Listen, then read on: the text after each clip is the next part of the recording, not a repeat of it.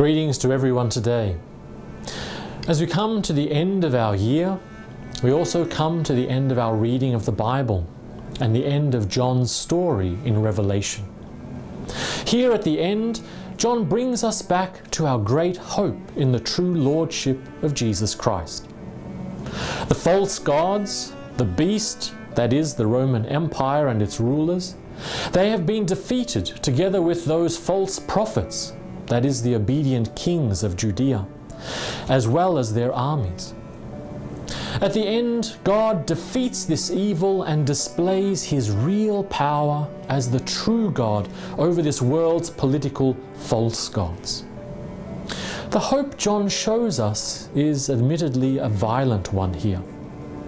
But we can understand that Christians who suffered and watched their own family members die under the rule of Rome and its Israelite supporters, they would have had this wish to see those evil beasts absolutely destroyed.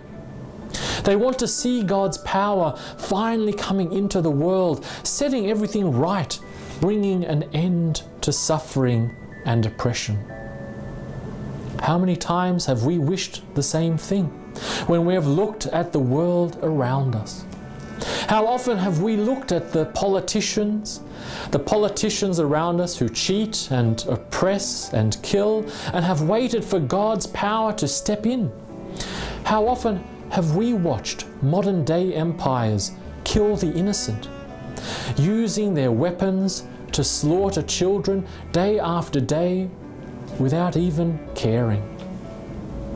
This drives us to despair. When will God's judgment finally come? When will God's reign and kingdom finally arrive here and put an end to all this injustice? Here, John brings us back to our Christian hope. We don't know when the day is coming, but we do know that in the end, God's power will come and overthrow this world's evil rulers.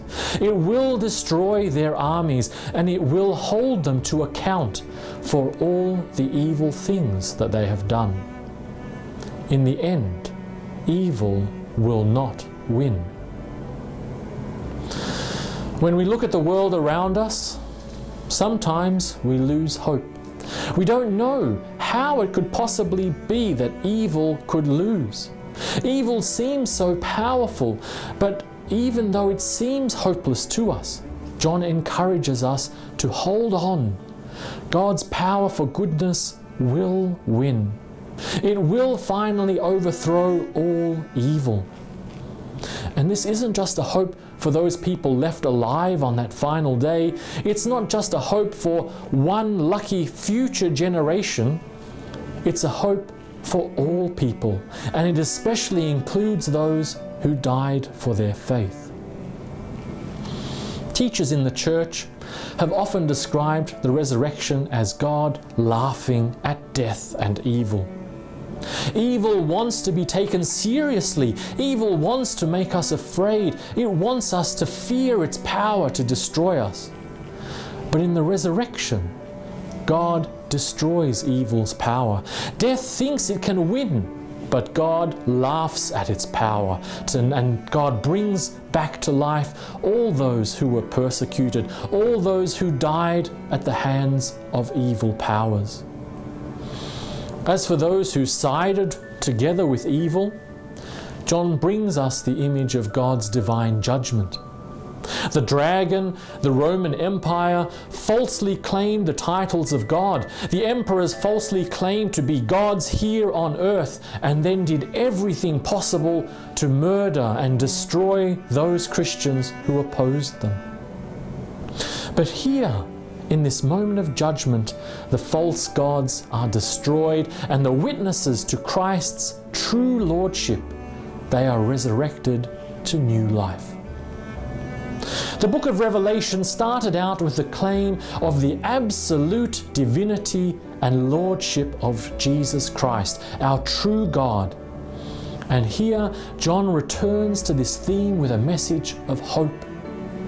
Don't be afraid. Hold to the faith and keep your witness to Jesus Christ, to the Lamb, to our God. Things may seem dark, but in the end, God will triumph over everything.